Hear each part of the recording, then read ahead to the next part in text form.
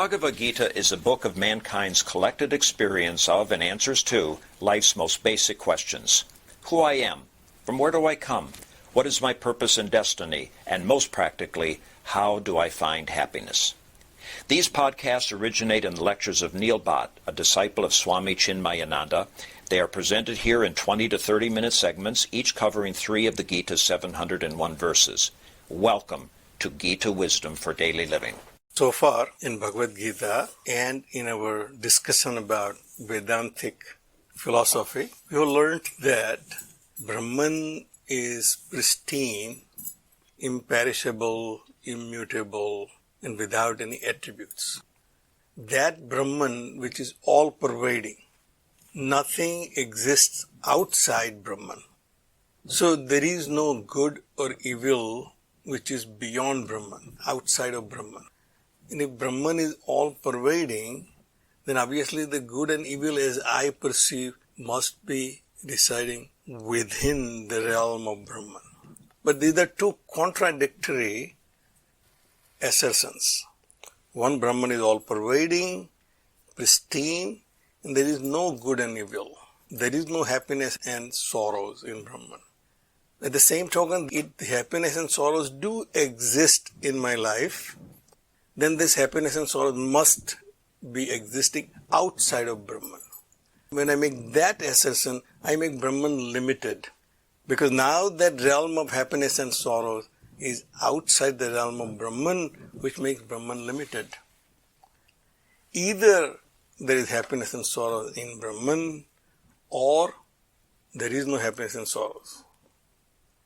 And Brahman remains pristine, unborn, imperishable, untainted. So that is the quest of our life.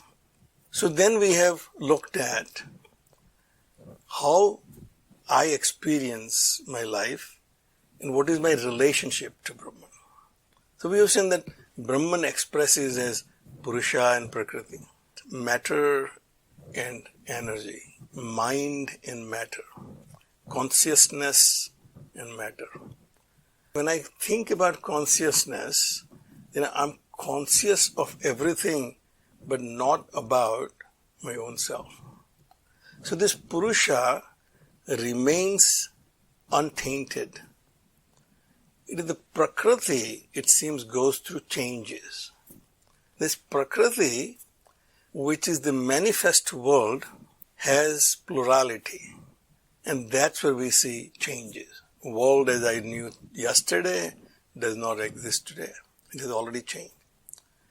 So it seems the Prakriti is going through changes. So we have learned that Prakriti has 3 gunas, Sattva, Rajas and Tamas.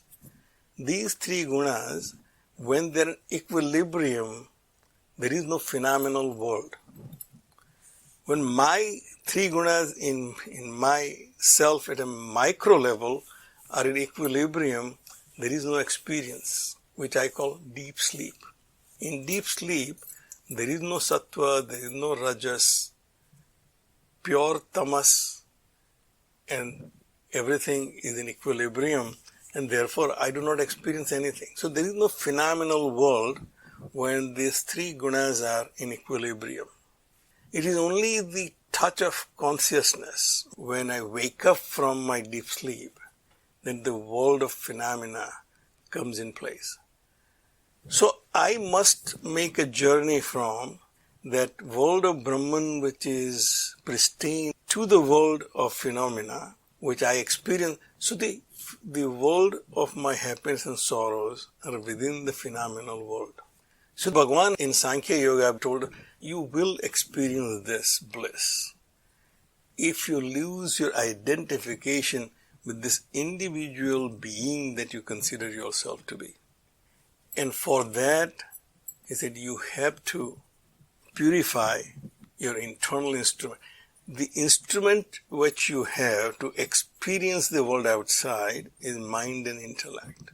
I am experiencing the world outside through my mind and intellect, supported by my senses. And Bhagwan in chapter 3 gave us a simple method of Karma Yoga to purify your mind and intellect. This mind and intellect right now has come to the conclusion that my happiness outside in this world and I need to acquire it. That notion is creating this conflict with this world, and therefore I'm working hard in this world. Actions are motivated by my desire to achieve that state of perfect happiness.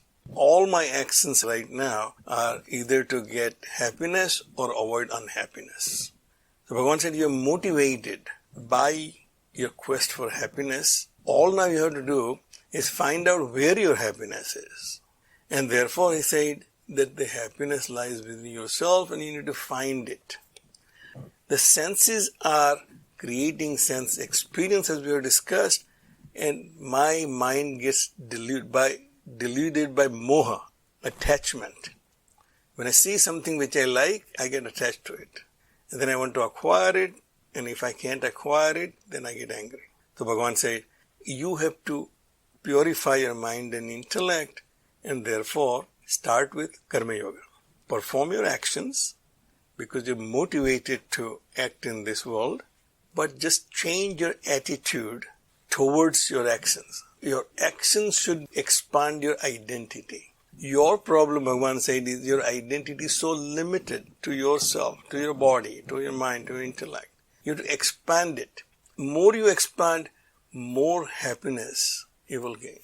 If you come to the conclusion that everything that is happening in this world is perfect, then you have less complaint about this world. If Brahman is perfect, then Purusha has to be perfect. And Purusha is perfect, Prakriti has to be perfect. But Purusha and Prakriti are nothing but the expression of the same Brahman. One cannot be imperfect, another remains perfect. If Brahman is perfect, his creation also has to be perfect. So Brahman plus Maya, as we have discussed, is Ishvara.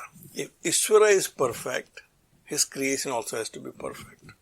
If I take that notion that this world is perfect, then the imperfections which I see has to be because of my own ignorance.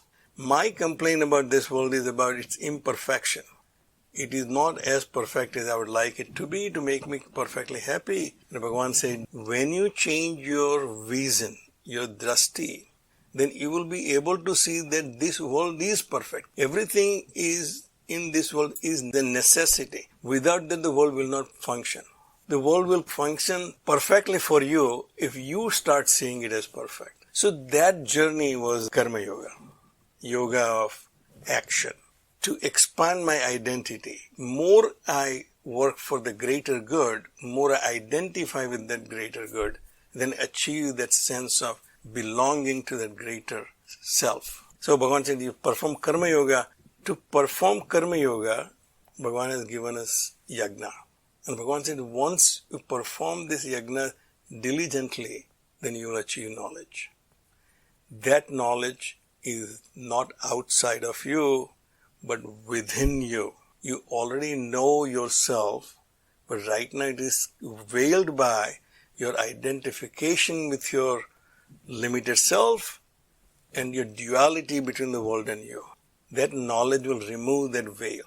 So, what we have seen in last few verses, it says, Yatha edhansi samiddaha agnihi bhasmasat kurute. Just as blazing fire burns everything to ashes. Now there is no duality left in that fuel. If you put fire in different things, the wood and something else and paper, all that has duality before. Once it becomes ashes, they all become one. Gnana agnihi sarva karmani bhasmasat kurute tatha. The knowledge about yourself will burn all your actions, which you consider either good or evil. All of that will merge into one. In this world there is nothing but the same entity, and therefore there cannot be too many different things. Everything has to be the expression of the same entity. I don't identify myself as my mind is separate and I am separate. I say this is me. So at my level I say my mind and body are one and the same. I'm the same person. My present is nothing but a imaginary line between my past and future. Past and future are not two separate entities. but continuum of my own self. So Bhagavan said, that knowledge will burn all your actions. Just as when I wake up from the dream, all the actions in the dream are resolved. No consequences of any bad, good, or ugly actions in my dream. So Bhagavan said, in your understanding, all actions will burn. Nahi gnanena sadrusam pavitram miha vidyate. There is no greater purifier of your own actions other than that knowledge that you are not the doer. This world is functioning as Bhagavan has designed. So once you know that everything in this world is perfect, it is as it is necessitated, and I am a part of it, then it will purify all the impurities in your mind, which is creating this confusion. So therefore he said, there is no greater purifier. I try my best to purify my experience, make it all good, but it is not really working. But Bhagavan said, once you know this knowledge, that yourself is nothing but expression of the Supreme Self, all your actions will be dissolved and you will be purified of all your veiling and sins. Tat swayam yoga sansiddhaha kalena atmani vindati. That the person who is established in yoga, and we have seen the definition of yoga before, one whose mind is completely balanced, that he does not get affected by any situation, because now he has stopped seeing world as good and evil. He has stopped seeing world as I and the world. So his mind is completely balanced. Yoga sansiddha. Tat swayam. He himself will recognize this in his own self. Kalena. In time to come. It will not happen overnight because, as Swamiji says, some guru put his hand on me. But it will happen because I made effort to purify my mind and intellect by gaining the knowledge about who I am. That journey may take time. He said, Kalena, it will happen. Is it tomorrow? Is it day after? Is it a year from now? It's after 100 lives? But once it will happen. Your job is to keep marching on that path of Karma Yoga. Use the methods which are available in Shastra. All these yagnas which we have seen, Bhagavan said, at the mouth of Brahman there are many such yagnas are available. In other words, there are so many paths. Whichever path is the most conducive for your own situation, you should take that. But your responsibility is to walk that path and not just know about it. So Bhagavan said, Shraddhavan labhate gnanam. Now for that, to take that path, first of all you have to have faith that there is something which I can achieve. That destination is available for me to reach. If I want to go to some fictional place, there is no chance that I will ever reach there, no matter how hard I try. A fictional city created in some fictional novel, and if I want to see that, I think people have tried to find Sherlock Holmes' home. We all know Sherlock Holmes is a fictional character, and therefore everything we describe is somewhat fictional. But people still go to London to find Sherlock Holmes' home. That's a fictional destination. If I know Sherlock Holmes did not exist, and therefore his home cannot exist, and therefore there is no chance for me to find the home where Sherlock Holmes lived. But if I know that destination which I'm looking for exists, there is Hawaii on this planet, and I can go to Hawaii if I make efforts and I save enough money and take my journey. If I have that faith, that Shraddha, Bhagavan Shankaracharya says, Guru Vedanta Vakya Adisu Vishwas. If I have trust in what my teachers have told me, that H2O makes water, then someday I can go into a laboratory and make it happen and then experience myself. But if I think this formula is wrong, what my teacher is teaching me, then I will never get there. Shraddha is trust in what I have learned from others, from their experience. I trust that there is a destination where the pure happiness lies. Tatparaha sanyat indriyaha labhate gnanam. One who is tatparaha, who is anxious, he wants to go there. Not only I know about Hawaii, but I had intense desire to go there. We heard that in Wimbledon, both players are probably equally prepared and equally capable. One who wins is one who has the fire in his belly, that I need to win this match. That anxiousness, that burning desire to achieve it, tatparaha, sanyat indriyaha. I may have both. I have faith there is a destination.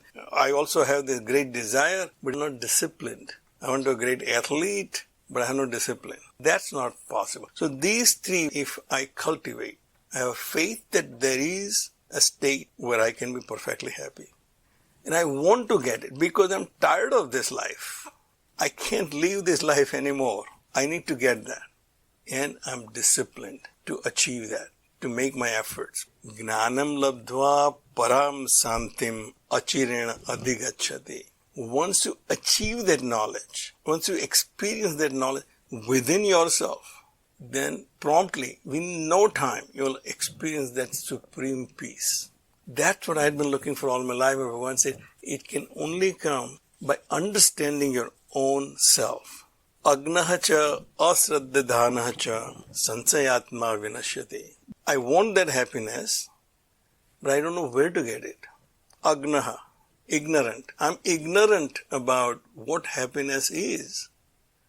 I think acquiring something will make me happy. Achieving something will make me happy. But once that's because you're ignorant about what you're looking for. You're not looking for acquiring things. You're actually looking for happiness. Agnahacha asraddhadhanacha. Also, I have no shraddha. We all fall into that category. So, no, always there will be unhappiness. So, I am also of the opinion that what I'm trying to achieve does not exist. There is no state where I can have that perfect peace.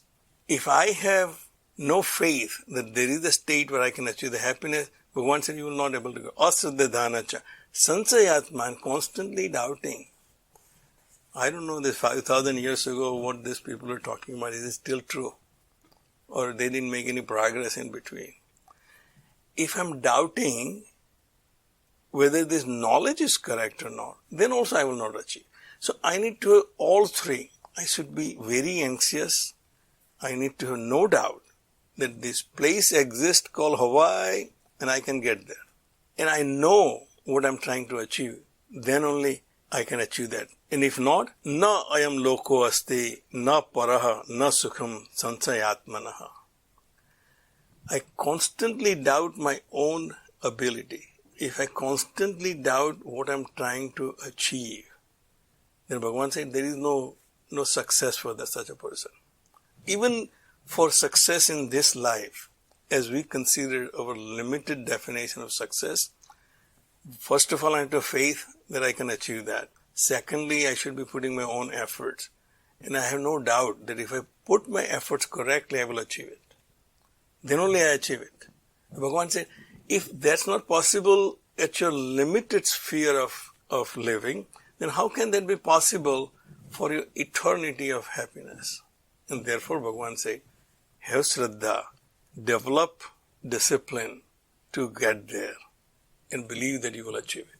And you will achieve it. We will stop right here. If you find this podcast helpful, please support it by donating any amount by going to the episode's website at neilbhatt.podbean.com or at chinmayarichmond.org. Thank you.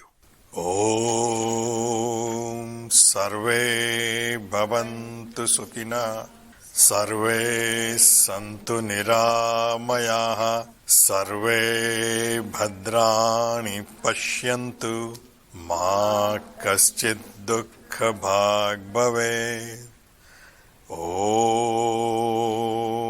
Shanti Shanti, Shanti. Harihi Om. Shri Gurubhyo Namaha. Harihi Om.